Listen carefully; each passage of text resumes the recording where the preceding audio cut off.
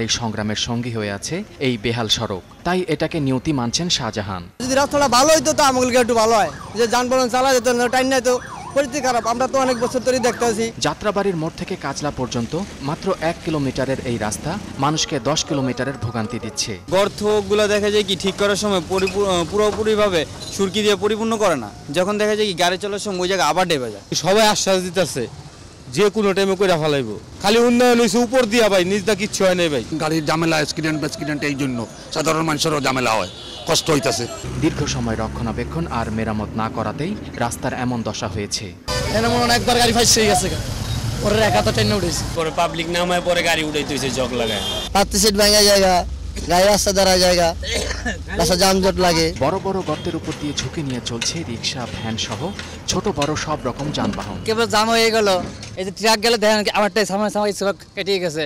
বেশি লুট লইলে চাকা বয়ে যায়। এদিকে দেরিতে হলেও যাত্রাবাড়ি মোড়ের সকল মহাসড়কের কাজ শিগগির শুরু করার ঘোষণা দিলেন দক্ষিণের মেয়র। আমরা টেন্ডার অলরেডি করে দিয়েছি, আপনার হোপফুলি উইথিন 2 উইকস। সেখানে প্রায় 7টা প্যাকেজ ছিল, 5টা প্যাকেজ অলরেডি ডান, 2টা প্যাকেজ আমাদেরকে রিটেন্ডার করতে হবে। এই 5টা প্যাকেজের কাজ 2 সপ্তাহের মধ্যে ইনশাল্লাহ শুরু করতে পারবো।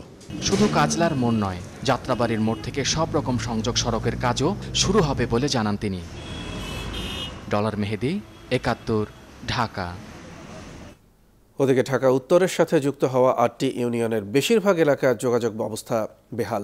ভাঙাচোরা রাস্তায় বাসিন্দাদের ভোগান্তি নিত্যদিনের। বিশেষজ্ঞরা বলছেন, দ্রুত এসব এলাকায় নাগরিক সুবিধা নিশ্চিত করার পাশাপাশি উন্নয়নের বিশেষ পরিকল্পনা নেওয়া দরকার। মনির মিল্লাতের ধারাবাহিক প্রতিবেদনের এখন রয়েছে 4র্থ পর্ব। ছবি তুলেছেন মাহমুদুল হাসান শিবলি।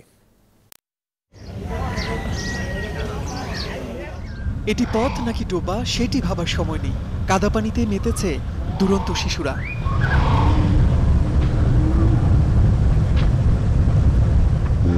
সড়কের বিভিন্ন জায়গায় যেভাবে পানি জমে আছে তাতে খোলা চোখে এটিকে ডোবা বলেই মনে হয়,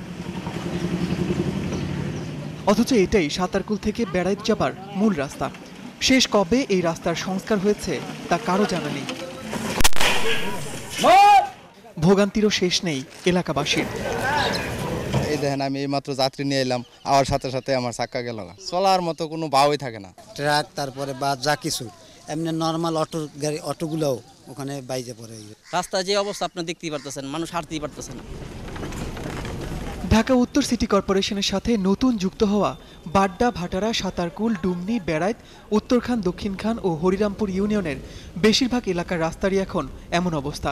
রাস্তাগুলোর অর্ধেকই মাটির, ভালো নেই পাকা রাস্তার অবস্থাও।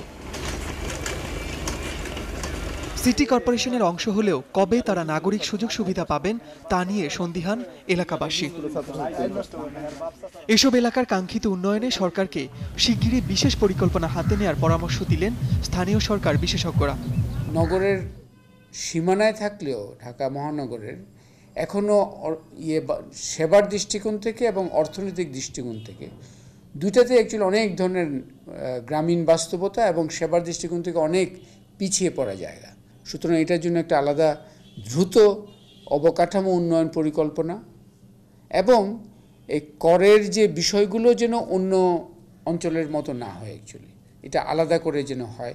ইউনিয়ন পরিষদ থেকে সিটি কর্পোরেশনের রূপান্তরের প্রশাসনিক প্রক্রিয়ায় এসব এলাকার উন্নয়ন কর্মকাণ্ড যেন থমকে না যায় সেটাও নিশ্চিত করার পরামর্শ দিলেন এই স্থানীয় সরকার বিশেষজ্ঞ। মনির মিল্লাত, 71, ঢাকা। চলছে সংবাদ সংযোগ, ফিরছি 1 মিনিট পর।